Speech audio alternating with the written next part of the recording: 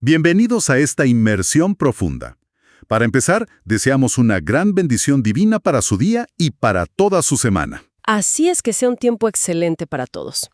Y la verdad es que hoy tenemos un tema que al principio puede sonar un poco técnico, pero es fascinante. Absolutamente. Hoy tenemos un viaje por delante que es una verdadera locura. Vamos a adentrarnos en un texto antiguo que en una lectura así, digamos, superficial, podría parecer simplemente un manual de construcción. O una larguísima lista de materiales, de esas que uno a veces quiere saltarse a leer. Exacto, una lista de hace miles de años. Estamos hablando específicamente del capítulo 36 del libro del Éxodo. Pero, claro, para desentrañar lo que realmente está sucediendo bajo la superficie de este texto, nos estamos apoyando en dos fuentes fundamentales y muy detalladas. Sí, son notas, comentarios y análisis técnicos de dos Biblias de estudio increíbles, la Biblia de estudio Holman y la Biblia de estudio Nueva Almeida actualizada. Que también es conocida por sus siglas, la NAA. Ajá, la NAA. Y la misión de nuestra exploración de hoy, para quienes nos escuchan, es ir mucho más allá de las simples medidas de la madera o el peso del oro. Porque hay una historia profundamente humana aquí. Totalmente. Una historia psicológica y espiritual que rompe con la idea de que esto es solo un inventario de obras públicas antiguas. Es que en el fondo, y esto es lo que revelan las fuentes, es una narrativa sobre una generosidad colectiva que literalmente se sale de control. Se desborda. Se desborda por completo. Y nos muestra un contraste dramático entre vivir bajo el yugo de la esclavitud y dar los primeros pasos en la libertad. Además de que hay un análisis lingüístico en el texto original que es una maravilla. Sí, la exploración de una palabra hebrea específica que cambia toda nuestra concepción de la ingeniería moderna y el arte sublime. ¿Y cómo todo eso se conecta con la inspiración divina? Es un texto con capas sobre capas de significado. Así que vale la pena meterse de lleno. Vamos a sumergirnos directamente en la escena con la que abre este capítulo, porque la dinámica es digna de una película épica. Es un escenario muy visual. Imaginemos esto. Estamos en medio del inmenso desierto. Moisés acaba de hacer un llamado oficial a los artesanos principales. Dos hombres clave aquí, Bezalel y Aholiab. Exacto. Los llama para que comiencen a construir el santuario, el gran tabernáculo. Y la instrucción para la gente fue bastante simple, en realidad. Muy directa. Traigan ofrendas voluntarias para poder financiar y proveer los materiales para esta inmensa obra. Y el texto describe que la gente empezó a traer sus ofrendas cada mañana. Cada mañana, puntualmente. Pero aquí viene el giro fenomenal de la historia. Surge un problema en el campamento. Un gran problema. Pero es la clase de problema que cualquier líder mundial o director de proyectos actual envidiaría tener. Es una verdadera crisis de abundancia sin precedentes. Una crisis de pura abundancia. Imaginemos a los artesanos en sus puestos de trabajo, cortando la pesada madera de acacia, fundiendo los metales, preparando los telares. Y la gente sigue llegando. Sigue llegando y trayendo cosas, mañana tras mañana. Es tanto el material que los trabajadores se ven obligados a soltar sus herramientas. Tienen que detener la obra por completo. Dejan todo, caminan hasta donde está Moisés y le dicen algo como, tenemos que hablar. La gente está trayendo muchísimo más de lo que necesitamos para terminar el trabajo. Es increíble intentar visualizar la logística de ese momento. La acumulación de oro, telas, madera. Tanta acumulación que Moisés literalmente tiene que emitir una orden oficial, un decreto, Y hacer que se pregone por todo el campamento. para prohibir que cualquier hombre o mujer haga o traiga más ofrendas. Tuvieron que ponerle un freno físico a la generosidad. Y ese momento en particular es un fenómeno sociológico asombroso. Lo es. Las notas de la Biblia de estudio Holman nos proporcionan un contexto histórico que hace que esta escena pase de ser, digamos, una anécdota curiosa, a ser algo profundamente conmovedor. Porque hay que recordar de dónde venían. Exactamente. El contraste dramático con el pasado reciente de estas personas es la clave para entender la magnitud de lo que está ocurriendo. Apenas un corto tiempo antes estaban en Egipto. Y en Egipto eran esclavos brutalmente oprimidos. La fuente holmania nos hace recordar un momento muy oscuro, aquel decreto castigador del faraón. Ah, el tema de los ladrillos. Sí, cuando ni siquiera se les proporcionaba la paja básica necesaria para hacer los ladrillos de barro. Es de una crueldad tremenda. Tenían que salir a buscar rastrojos ellos mismos, dispersándose por todo el país. Y aún así se les exigía mantener la misma cuota de producción diaria que cuando les daban el material en la mano. Eran personas completamente despojadas de todo, trabajando bajo la amenaza constante del látigo para construir ciudades para un imperio que los aplastaba diariamente. Y ahí es donde el contraste resulta tan intrigante. Acaban de salir de esa esclavitud brutal, de no poseer nada, ni siquiera paja para trabajar. Y de repente, ¿de dónde sacan tanto oro, tanta plata, bronce y telas preciosas en medio del desierto? A tal punto que sobra material. Claro, para una obra tan majestuosa. Es una pieza del rompecabezas que no cuadra a simple vista. Pero la fuente Holman lo aclara y subraya algo crucial. Esta abundancia extraordinaria no fue producto del comercio que hicieron caminando por el desierto. Sería imposible. Fue provista por gracia divina justo antes de salir de Egipto. Los mismos egipcios les entregaron sus riquezas. O sea, de un momento a otro pasan de la miseria absoluta, de no tener ni paja, a poseer un exceso de materiales de lujo y metales preciosos. Ahora son un pueblo libre y con una riqueza inmensa. Pero, y aquí viene lo revolucionario, lo importante no es el inventario de lo que tienen en los bolsillos, Sino lo que deciden hacer con ello. exacto, es la decisión consciente.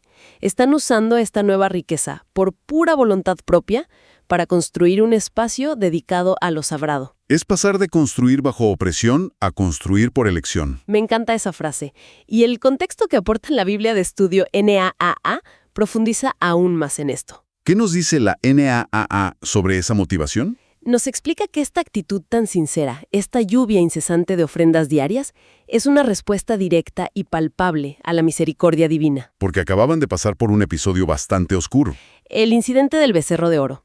El pacto con Dios acababa de ser renovado tras esa gravísima rebeldía. Estuvieron a punto de perderlo absolutamente todo. Entonces, lo que vemos en el campamento no es el cobro de un impuesto estatal o una tarifa que tenían que pagar obligatoriamente. Para nada. Es gratitud pura y materializada. El corazón de un pueblo libre respondiendo al perdón a través de una generosidad sin límites. Es fascinante ver cómo esa gratitud se convierte en una acción tan tangible que literalmente interrumpe el trabajo de construcción. Y hablando de los que construían, el texto usa una frase muy particular que llama muchísimo la atención en este contexto. Sí, la descripción de los trabajadores. El texto repite que Dios dio sabiduría e inteligencia a todo hombre sabio de corazón. Sabio de corazón. Es una frase muy poética para nuestros tiempos. Claro, hoy en día cuando alguien escucha la expresión sabio de corazón, la mente se va hacia, no sé, un consejero espiritual, alguien con mucha empatía. Alguien con una inteligencia emocional muy desarrollada, quizás. Exacto, pero aquí estamos hablando de levantar un edificio sumamente complejo, increíblemente pesado y estructurado en medio de la nada, en el desierto. Parece no encajar. ¿Cómo encaja esa imagen tan suave y poética con el trabajo rudo, físico y matemático de la construcción pesada? Esa aparente contradicción es donde el análisis lingüístico nos abre una puerta espectacular. A ver, cuéntanos sobre eso. La Biblia de estudio Holman incluye un cuadro de estudio detalladísimo sobre la palabra hebrea original que se usa ahí. La palabra es chashav. Chashav. Se pronuncia así, chashav, con el acento al final. Chashav. Y es un término fundamental. Aparece 124 veces en el Antiguo Testamento. Son bastantes menciones. Sí, y 13 veces solamente en las páginas del libro del Éxodo, enfocado en esta construcción. Lo revelador es su significado real. Porque no tiene que ver con sentimientos tiernos, me imagino. Para nada.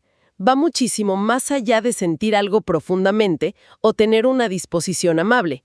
Los significados literales y operativos de la raíz de chashav son inventar, considerar y proyectar. O sea, estamos hablando de un talento profundamente racional. Exacto.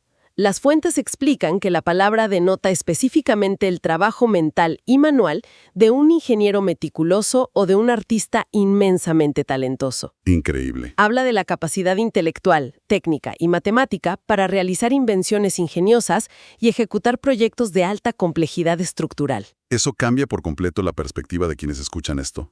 A veces uno piensa que la inspiración divina en textos antiguos es puramente mística. Una especie de trance. Sí, la idea de que alguien cierra los ojos, entra en un estado elevado y empieza a tallar madera a ciegas, esperando que salga una figura bonita. Y mágicamente todo encaja. Pero no es así. Lo que muestran las fuentes es que el talento del Chashab es racional, calculador. Si buscamos un paralelo actual, llamar a alguien sabio de corazón sería el equivalente a referirse a un ingeniero aeroespacial moderno. O a un arquitecto de élite. O a desarrolladores de sistemas complejos. Es una inspiración que abarca física, geometría, resistencia de materiales. Es tener la capacidad de visualizar un plano complejo en la mente, calcular las cargas de peso de los metales y luego ejecutar ese diseño con precisión milimétrica. ¿Qué conexión tan atinada con la ingeniería avanzada? En la visión moderna solemos separar el intelecto de la espiritualidad. Y divorciamos la ingeniería rígida del arte fluido. Pero el concepto de Chashab fusiona todos esos elementos en una sola persona. La mente fría calculando dimensiones y el corazón cálido dispuesto al servicio. Todo impulsado simultáneamente por un propósito superior. Y la forma en que todo este talento técnico se organizó es igual de impresionante. Sí, la nota de la fuente NAA sobre el versículo 10 hace una observación brillante sobre cómo está escrito el texto. ¿Qué detalle señala ahí? A medida que la narrativa avanza, detallando cada fase de la construcción, a menudo deja de mencionar el nombre de la persona específica que hace el trabajo manual. O sea, ya no dice que fulano cortó esta tabla. Exacto. Pasa a usar verbos en tercera persona del singular como hizo esto o unió aquello. Y la fuente señala que eso es un indicador textual. Un indicador de que Bezaleel actuaba en el rol de gran supervisor general. Como un director de obra maestro que orquesta todo el proyecto desde arriba. Sin duda. Él no estaba metido en una esquina cosiendo cada centímetro de las cortinas o fundiendo personalmente cada argolla. Su Chashab, su genialidad, consistía en organizar a este ejército de ingenieros y artistas. Su tarea era asegurar que la visión no se fragmentara, que cada pieza fabricada por cientos de manos diferentes encajara perfectamente en el diseño final. Y es vital que quienes nos escuchan entiendan la magnitud de lo que estaban ensamblando. Porque a partir del versículo 8 y hasta el 38, el texto entra en el meollo de los detalles de construcción. Y si uno lee eso rápido, es fácil perderse en la interminable lista de materiales. Pero si nos detenemos a visualizar lo que se describe, el nivel de complejidad es asombroso. Estamos hablando de procesar muchísima madera de acacia del desierto. Fundir toneladas de oro puro, plata maciza, bronce y además tejer minuciosamente hilos teñidos de azul, púrpura y carmesí. Y para visualizar realmente esa complejidad, la Biblia de Estudio NAA hace un aporte invaluable para el lector contemporáneo. La conversión de las medidas. Sí, se toma el trabajo de traducir los antiguos codos bíblicos a nuestro sistema métrico actual, a metros. Esto es vital, porque al leer las palabras tabernáculo o tienda en medio de un relato de nómadas en el desierto, la mente imagina una pequeña carpa de acampar. Una estructura frágil, pero la escala real es masiva. Tomemos como ejemplo las cortinas interiores, esas de lino fino torcido bordadas con figuras de querubines. La fuente nos indica que cada una de estas cortinas medía 12 metros y medio de largo. 12 metros y medio, eso es casi la longitud de un autobús urbano completo. Por 1 metro con 80 centímetros de ancho. Y no es lona industrial producida en masa. Es lino fino que tuvo que ser hilado y bordado a mano, pieza por pieza, con hilos de colores vibrantes. El esfuerzo humano solo en los textiles es abrumador. Pero eso es solo la tela decorativa. Claro, ¿qué hay de la estructura misma? Porque una tienda en el desierto tiene que soportar tormentas de arena, vientos feroces, cambios extremos de temperatura. Ahí es donde entra la ingeniería pesada. Y la sorpresa con el armazón es inmensa. Las paredes no eran de tela. Estaban formadas por tablas sólidas de madera de acacia. ¿Y cuáles eran las medidas de esas tablas según la fuente? 4 metros y medio de alto por 67 centímetros de ancho por cada tabla individual. 4 metros y medio de altura. Eso supera por mucho el techo de una casa moderna promedio. Casi llega a la altura de un edificio de 1,5 pisos.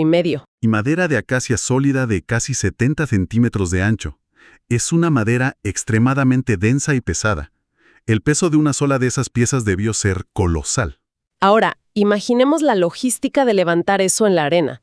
¿Cómo lograban que una estructura así, sin cimientos excavados profundamente en la tierra, se mantuviera en pie y no colapsara por el viento o por su propio peso? La precisión estructural que diseñaron es digna de un caso de estudio en arquitectura moderna. Resolvieron el problema sin clavar pilares profundos. Exacto. El texto detalla un sistema de ensamblaje sumamente inteligente. Cada enorme tabla de acacia tenía talladas en su base lo que la fuente llama en portugués coiseiras.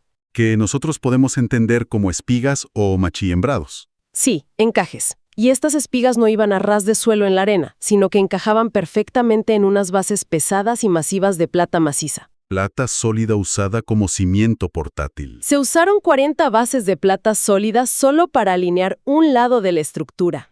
Eso crea un contrapeso fenomenal en la parte inferior para que no se voltee. Y para darle estabilidad lateral a esas paredes gigantes, diseñaron un sistema de barras de madera largas, Completamente recubiertas en oro, por cierto. que cruzaban de forma horizontal, a través de unas argollas doradas fijadas en la parte posterior de las tablas. E incluso había una barra central especial que atravesaba por en medio de las tablas de un extremo a otro, asegurando una rigidez absoluta. Básicamente construyeron un esqueleto masivo, pesadísimo, brillante por el oro, funcionando como un inmenso rompecabezas de ingeniería modular. Todo encajando a presión y estabilizado por metales preciosos. Y encima de esa fortaleza de madera, iban las capas del techo, que tienen una disposición igual de fascinante. El texto enumera varias cubiertas sucesivas para proteger todo esto. Primero, en la parte más profunda, esa maravilla de lino fino que solo se veía desde adentro. Sobre ella, una segunda tienda tejida de pelo de cabra, mucho más robusta, que era la principal barrera contra los elementos. Luego, por encima de eso, una tercera cubierta de pieles de carnero curtidas y teñidas de rojo intenso. Y coronando toda la estructura, la cuarta capa exterior, una capa muy gruesa y resistente. Que muchas traducciones identifican como pieles de tejón o incluso de animales marinos, según algunos estudiosos, cuya función era impermeabilizar completamente todo contra el clima rudo. Es un diseño en capas brillante, responde tanto a la estética como a lo práctico. Pero hay un detalle aparentemente menor en el ensamblaje interior que analiza la fuente NAA. ¿Cuál detalle? En la parte donde se unen las grandes cortinas que forman el techo interior. La nota hace hincapié en unos pequeños conectores, 50 corchetes o ganchos de oro. Es curioso. Frente a toneladas de tablas gigantes y bases de plata, el análisis se detiene a mirar unos pequeños ganchos. ¿Qué tienen de especial? Lo especial radica en su propósito final. El texto detalla cómo los artesanos hicieron 50 lazadas en el borde de un gran conjunto de cortinas y luego otras 50 en el otro conjunto. ¿Y usaron los 50 corchetes de oro para unirlos uno por uno? Exacto. Y la frase literal que resalta la fuente NAA es que todo este esfuerzo minucioso se llevó a cabo para que el tabernáculo pasara a ser un todo. Pasara a ser un todo. Es un concepto muy poderoso. Una sola unidad, indivisible y unificada. Implica que no se trata de juntar piezas sueltas de forma aleatoria. El propósito máximo de esta ingeniería, del chashav, de los materiales valiosos, era crear una singularidad. Y si damos un paso atrás y conectamos esto con el panorama teológico, ¿vemos un propósito superior en la arquitectura? El santuario no podía ser un conjunto improvisado de partes. Tenía que ser un edificio cohesionado en todas sus partes, porque su diseño físico reflejaba el orden, la perfección y la unidad intrínseca del Dios que iba a habitar en él. Tras desgranar todos estos datos fenomenales, las dimensiones en metros, la historia emocional de los esclavos, el peso del oro, la revelación del chashav, es natural preguntarse sobre la aplicación de esto hoy. Para quienes nos escuchan y no se dedican a erigir santuarios portátiles en el desierto. Claro, ¿qué lecciones prácticas y filosóficas destilan estas fuentes de estudio sobre este manual de construcción? Si destilamos los análisis de ambas fuentes, emergen claramente dos grandes lecciones que trascienden el tiempo. A ver, veamos la primera. La primera es la importancia absoluta de unir la voluntad con la habilidad técnica. Se repite la centralidad del corazón dispuesto. Es que puedes tener acceso a todo el oro y la mejor madera del mundo. E incluso poseer el talento técnico más refinado, ese chashav del que hablamos. Pero sin la actitud generosa y sincera de querer contribuir a un proyecto más grande que uno mismo, el trabajo de excelencia jamás se materializa. La disposición interna, el deseo profundo de dar, es el motor indispensable que enciende la ejecución técnica en el mundo exterior. Una síntesis brillante. La voluntad actuando como el combustible para la habilidad técnica. ¿Y cuál sería la segunda gran lección? La segunda tiene que ver directamente con la disciplina de hacer las cosas siguiendo un diseño ordenado y preestablecido. Porque el capítulo repite rítmicamente que cada pieza se hizo conforme a todo lo que el Señor había ordenado. Vivimos en un mundo donde frecuentemente se aplaude la improvisación rápida o se busque el atajo para terminar pronto. Pero esta historia demuestra que hay un valor sólido en prestar un cuidado extremo a los detalles y respetar la planificación original. Nos habla del poder de un trabajo en equipo altamente organizado bajo una visión común. La resistencia física y belleza del tabernáculo no fueron accidentes felices. Fueron el fruto directo de seguir un plan maestro con disciplina férrea. Es revelador ver cómo principios sobre psicología de trabajo en equipo, excelencia técnica y generosidad siguen vigentes hoy. Pasar de constructores oprimidos, bajo el látigo, a arquitectos libres dueños de su destino, es un viaje que desafía la imaginación. Es inspirador desde cualquier ángulo. Y antes de cerrar, hay un pensamiento final provocado por los detalles de este diseño. Un último pensamiento para llevarnos. Adelante. Es una imagen que vale la pena reflexionar. Hablamos de las hermosas cortinas interiores de lino, tejidas con hilos azules y carmesíes, bordadas con querubines. Una obra maestra del arte. Pero estructuralmente, una vez que esas hermosas cortinas se instalaban, quedaban inmediata e irrevocablemente cubiertas por las capas de pelo de cabra y las ásperas pieles exteriores. Claro, desde afuera, desde el campamento, nadie veía absolutamente nada de ese lino fino y esos colores. Ese es el punto de inflexión. Todo ese magnífico arte, todo el talento del Shashav, quedó completamente oculto a la vista del mundo exterior. Ninguna persona ordinaria que pasara caminando podía detenerse a admirar los querubines. Solo veían pieles de animales utilitarias.